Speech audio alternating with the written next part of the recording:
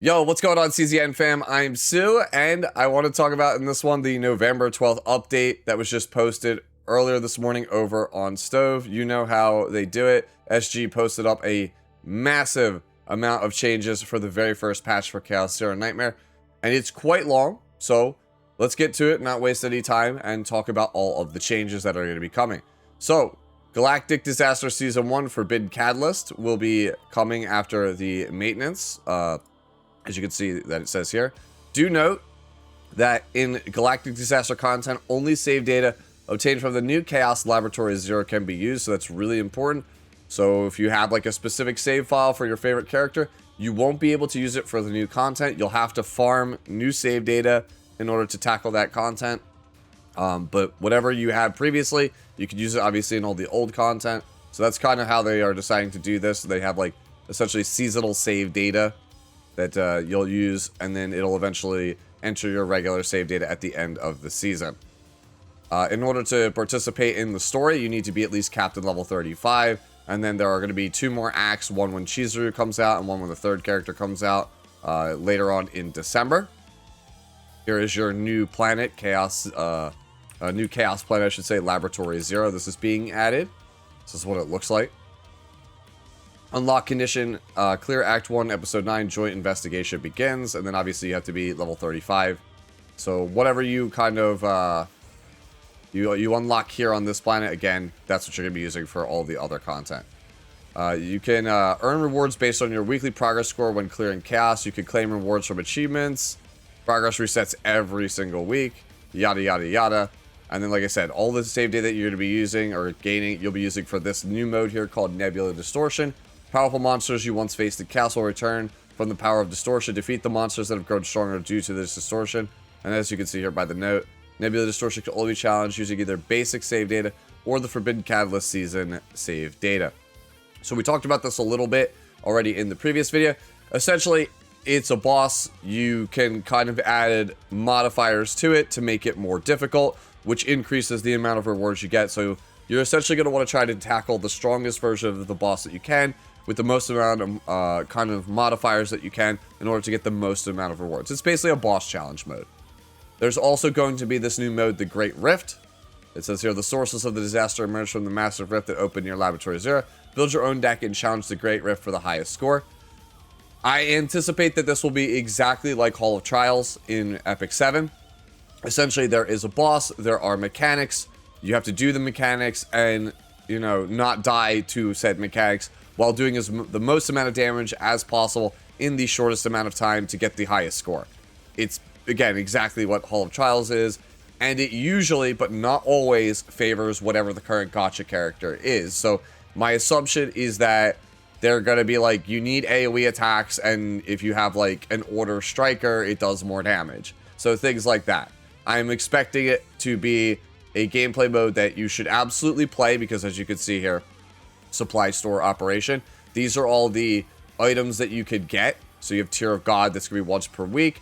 You have a bunch of different anchors here. These are summons, prism lenses, what is it, undetermined ego crystal.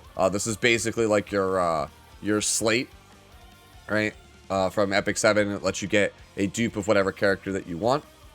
So yeah, there's a lot of amazing stuff in this shop, so please do it. But I do want to temper your expectations, because if it's like Hall of Trials in Epic 7, it's going to be not only a skill-based mode, but you're going to need a little bit of luck, and you're absolutely going to need whatever the gacha character is, and potentially multiples of it. So don't think too badly, because it is a leaderboard system, if the top 100 is all whales playing the same team. Just again, temper those expectations. If I'm wrong, I would be pleasantly surprised. So there's also a check-in event, or I should say several check-in events. So you'll be able to get a bunch of summons for like your 7-day login, bunch of gems here, a bunch of prisms, materials here in order to get extra like foils, prism captures for your favorite characters. That's what they're called, prism lenses here. Can never remember the names of those things. I just call them foils because that's what they are for card game players. Yep, more events. This is to kind of give you more materials to help level up your characters, especially your affection. And then we have here, this one here, Special Exploration Reward, Laboratory 0. So you could get a bunch of, like, bonus currency. I believe this is for the shop. If I'm wrong, I'm wrong, but yeah. Basically, for just leveling the exploration level like you would with Chaos or Zero system, you'll be able to end up getting these extra fragments. There is going to be, obviously, the biggest draw of the patch, Yuki. And so this is kind of advertising that you could try the character out before you potentially pull. I know I'm personally sitting on a full pity for the character. I'm definitely hoping to get her early so that way I can go and get her partner, because I think Westmacott is actually very, very good for the character, and we'll talk more about her because it's after talking about Yuki herself. So here she is in all of her glory. I think it was Zoxus was pointing out, he's like, yo, why she gotta have double piercings and a mole on her face and her chest? And I'm sitting here going, first time, like, that was literally Judge Kisei with the moles, or Vivian with the moles everywhere in Epic 7. It's just kind of how how Super Creative designs their characters. You can see the stats. I'm not super familiar with the stat breakdown, but I'm going to tell you, like, straight up, like, 506 attack seems very high. I know 168 defense is very low. Like, 250 to 300 is considered very high. And then HP, I'm not really sure how high or low this actually ends up being. Alright, so let's talk about Yuki and her cards first. So here are her starting cards. She has Longsword Slash for 100% damage, Rapid Cut, which I believe is a 2-cost, 220%. I wish they kind of showed you the cost of the cards. Flowing Parry is 100% shield. And then your starting unique is Prepare to Suppress. Draw one owned attack card for 1 turn, plus 20% to its damage amount. So it's kind of similar to Rin. It will just seek out the specific card that you, a specific attack of yours, add it to your hand, and you will increase its damage by a tiny amount. So now, the Epiphany cards, these are the other cards that are available. So you have Flash Slash, deals 180% damage to all enemies. Inspiration, reduce the cost by 1. So essentially, you want to find a way to put Flash Slash on top of your deck to reduce its cost, so that way you could kind of combo out and play more actions in a turn. Trickery Strike, retain, deals 150% damage. Activate Inspiration to 1 random card in hand, which is, I guess it could only target Inspiration cards, so the best way to play Trickery Strike would be to essentially play out everything but the 1 Inspiration card that you want in your hand, then play Trickery Strike to trigger the inspiration of that last card in hand, and then play it. And then we have Freezing Blade, unique, so it's an upgrade. When using a card activation by inspiration, 60% damage to all enemies, so that's pretty good. If you stack a bunch of inspiration cards, then you'll get a bunch of free damage. And then the ultimate here is Iceberg Cleave, deals 180% damage to all enemies. Inspiration, you get an extra hit, so it'll basically be 360%, but minus 20% damage to each, so that would be 320% if you could manage to pull off the inspiration. So that's pretty good. So essentially, you're going to want to try to dupe Flash Slash and Iceberg Cleave, and then just stack them repeatedly on top of your deck, and then draw them with cards like Prepare to Suppress. That's kind of her gameplay loop, it looks like. You either use Trickery Strike or Prepare to Suppress to kind of just combo out with these 2 attacks, Flash Slash and Iceberg Cleave, over and over and over again. Now, we got the Ego skill. Doesn't show how many points it is. I wish they would show you that. Like, SG, come on. In the future, show us, like, card images. That would be so much better. Thank you. 300% damage to all enemies. Move all attack cards in hand to the top of the draw pile. Plus 50% per card move. Okay, so that's pretty good. So essentially, you get to convert all of your attack cards to a ton of free damage. So you want to open your turn with Skyscraper Cleave. You basically want to start your turn with this, put everything on top of your deck, get a bunch of bonus damage, then use cards like Prepare to Suppress, or your other support cards that are in your deck, like maybe you have like a Ray with a draw 2, or something like that, or maybe you have like a Gear Bag or something like that.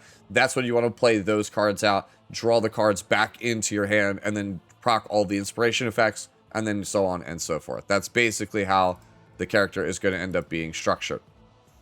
Now, here are what you get for dupes. Sleeping Memory. The 20% damage amount reduction on Iceberg Cleave will be removed, so it actually will be the full 360% damage. So you'll essentially get like 40% more damage by having 1 dupe on the I almost call it the S3, like Epic 7, but the Iceberg Cleave, right? Like her ultimate card, the one without the Epiphany, the purple one. That's fine. E2 at the start of battle, the inspiration of your drawn cards is activated at the beginning of each turn for 2 turns. So basically, you don't need to proc inspiration for the first 2 actual turns of any given battle. And I kind of don't like that this is that early in the Manifest Ego, because it kind of like makes the character way easier to play. I think that this is fine, but I would probably put this like later on, like how it is with Rin. Like, you kind of really have to either wail out for it, or, you know, you'll be playing the character long enough where it's like, okay, fine, you've put up with the mechanic enough. I don't know. I'm not a big fan of the egos that kind of get rid of the mechanics for the character. Obviously, E3, usually... Oh, no, it's actually here on... thought it would be on the other ones. The E3 and, like, E5 are usually bonus damage. I guess that's only for the 4 stars. Vivid Memory. Damage proportional to the number of cards removed above Skyscraper's draw power has changed from 50% to 80%. Wow, that's actually pretty big. So that makes our ego skill, like, just an absolute nuke. Yeah, that's really powerful. Gain 1 Sword Dance each time this unit's card is drawn through an ability. Sword Dance gives plus 10% of Yuki's attack card damage for 1 turn, max of 2 stacks. Okay, that's not too bad. I mean, Renoa has something very similar to this, but Renoa's caps at 40. This one only caps at 20, so it's just basically a 20% attack damage buff whenever you draw a card. If you're doing the thing properly, it's just a small damage buff. Complete Memory, the level of potential of basic card in hand. Okay, so yeah, here's the card enhanced that I was expecting. And then if you max the character out, you fully wail out. The maximum stack count of Sword Dance has been increased by 1, and the damage increase effect has been changed to 15%. So instead of getting a 20% attack bonus, you'll get a 45% attack bonus from drawing cards. So yeah, E2 changes the way you play the character. E4 gives you bonus damage. E6 gives you an even bigger amount of damage. So next is Westmacott. This is the featured partner for Yuki. You can see her here. And then we can see her passive skill. Attack cards of the assigned combatant drawn by their ability have their damage increased by 25 to 50% for 1 turn based on how many copies of Westmacott you pull. Damage amount of cards with the assigned combatant's inspiration increases by 10 to 20% is the other effect on the thing. So that's pretty powerful. You're definitely going to want to play this, obviously, with Yuki. It increases inspiration damage, and then also just the generic damage whenever you use draw, which is always a fantastic ability. That's on things like Nyx already, which is one of the reasons why that character, that partner, is so good. Ego skill, Clue Spotted. Place 1 card in hand on top of the draw pile. Draw 1 assigned combatant's card. So basically, Clue Spotted gives you exactly the ability to proc inspiration. You take a card from your hand, you put it on top of your deck, and then you draw somebody else's stuff. So it has 2-fold uses. Obviously, you take Yuki's card, you put it on top, and then you immediately draw the same card. It activates inspiration, which will allow you to play like a free attack or an enhanced damage attack, so on and so forth. But in other situations, like say maybe you're in time content where you only have like a certain number of turns to kill things, like Basin, then you can essentially place like say a card from like Mika on top of your deck and then draw a Yuki card that way. So it's a very powerful ego skill. I think if you were somebody who wants to play Yuki and you have the ability to get the partner, you probably should get the partner. I do think that this one is quite a bit better than Haru's partner. I know I personally will be going for Westmacott as soon as I acquire Yuki, because I think that, I don't necessarily know if it's the best partner. I don't like saying definitively something's the best right off the bat without testing it, but it seems very strong. So here's Basin of Hyperspace. They are completely resetting it. So you'll have to go back to 0 out of 30, new fights, and also they're increasing the amount of gems that you get, right? So you're going to get other rewards. I shouldn't say gems. They still have the same amount of gems, but they are increasing the rewards. So now, not only will you get the gems, but you'll also get a bunch of like XP and gold and things like that. So it's super worth it now, more than ever, to play Basin. It already was worth it because it was just a ton of free currency, but now you're going to be getting a bunch of this stuff as well here on top of it. All right. New items have been added to Traveler Memory, Archive, and Zeronium Shop. So now you could get, essentially, the, the slice of cake and the Choco Vanilla, like the coffee. You can get these affection items from the shop from spending, like, summoning currency for them, right? I believe these are the gold ones. Moment of the Radiant Traveler, or the gold ones. The ones that you get for just summoning 3 stars. So these should be super easy for you to get to kind of help with your affinity, your affection for your favorite characters to get the backgrounds, so you complete all the various different quests, so on and so forth. And they're also adding Rikacha, it looks like, to the actual Zeronium shop. This is the partner that most people are using for like Owen, for example. So if you just didn't have this 4-star, it's now available because it wasn't previously. Arcanon supply missions added. So these are basically battle pass missions that are going to be added for you to kind of just go through the battle pass. Like, I'm at the point where I'm basically almost done with it. I'm just getting credits. I got most of the main rewards. So for those of you who are not basically done with it, this is just another way for you to gain stuff. New products here. So I'm assuming that these are... I'm surprised, well, they actually show the price. Usually for packs in Epic 7, they don't show you what it costs. So what is this? Galactic Disaster Phase 1 Support Kit. You'll get about 3,000 paid crystals and 25 signal amplification anchors. These are, I believe, limited summons for about 50 bucks. So this is effectively like 40 summons for 50 bucks, which is actually... That's actually not that bad at all. Normally, I'm not somebody who likes to advocate for whaling. Like, please, if you're gonna, you know, spend money on gacha, do so responsibly. But normally, the going rate in this game seems to be about 10 pulls for 15 bucks. This is essentially 40 pulls for 50 bucks, which is like, you know, it's a bit of a discount. It's not the best, but hey, at least it's something, right? Oh, wait, hold on. There's actually crystal packs that you can buy now. Oh, this is actually pretty sweet. Oh, this is actually... I like this quite a bit here. So, I don't think I would ever actually buy any of these things. But in Epic 7, they always give you the ability to purchase stuff with your Skystones. So, like, if you really need any of this stuff, you don't have to spend money on it. You could just spend your premium currency that you've acquired through playing the game for these bonus stuffs. Like, I think that this is always a good thing to add for, like, free-to-plays. I don't think you're going to actually ever, like, get some of the stuff. Like, 400 crystals for, you know, some affection mats is not the best. But having the option is better than not having the option, you know? So, I'm always for the cash shop being everything at crystals, and you can buy crystals if you want in order to get it. But for people who don't want to spend money but do want access to the stuff that's in the paid shop, I think this is a smart way to do it. All right, to wrap up the video real fast, I want to go through some of the highlights for the other improvements and changes section, because there's like a ton of stuff that's here. If you want to read all of the specifics, I'll link the actual patch notes down in the video description. But for right now, I just want to go over some of the highlights, so that way you know what like the most important changes are here in this. So now at the start of Chaos Dungeons, you'll get 3 new fates. Diligence, you'll gain 1 AP and draw 1 card upon defeating a monster once per turn. Super good in my opinion. Enlightenment, draw 1 card each time an ego skill is used. Good, but not the best. And then Focus, gain 1 AP at the start of the turn if HP is 50% or less. That's also really good for hard content. They've changed the like keywords for certain things, like Rin, for example. Dark Mist Blade Art and Dark Mist Stance are now just Dark Mist Stance, so they've kind of cleaned that up. They have changed it to, where is it?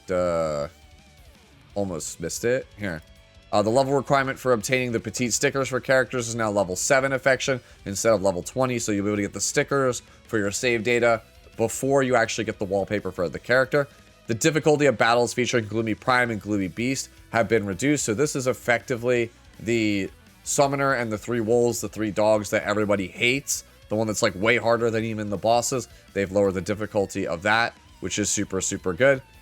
Finales will now be used last during auto battle, so, you know, if you actually do auto farm content, it's not going to feel absolutely terrible. You're not going to have characters just randomly ending their turn for no reason. And then also down here under bug fixes, there's quite a lot. An issue where the combatant Veronica's skill Sir Kowalski will retain its damage increase effect permanently when not triggered will be fixed. So essentially, Sir Kowalski, I guess, was bugged, so Veronica was doing more damage than she was supposed to. Renoa's potential effects were incorrectly labeled, so what we thought was basic card proficiency is actually, it looks like bonus damage to dirge bullets, which is a huge change. And then there's also going to be like a number of other changes here that are like spelling changes with Ray. There's a lot of potential changes, a lot of typos that are fixed, a lot of things that are clarified on what they are actually doing here, right? So if you are very curious about all this stuff, feel free to go through and look through all of this. Again, I'll link it down in this video's description. Overall, though, I think that this patch is very, very good, and I'm super excited to play it. Let me know down in the comment section below if there's something that I missed, I didn't highlight here in the video, or just your overall thoughts on the patch. Would love to hear any and all things from you. As always, enjoy the rest of your day, the rest of your week, and I'll catch you in the next one. Later now.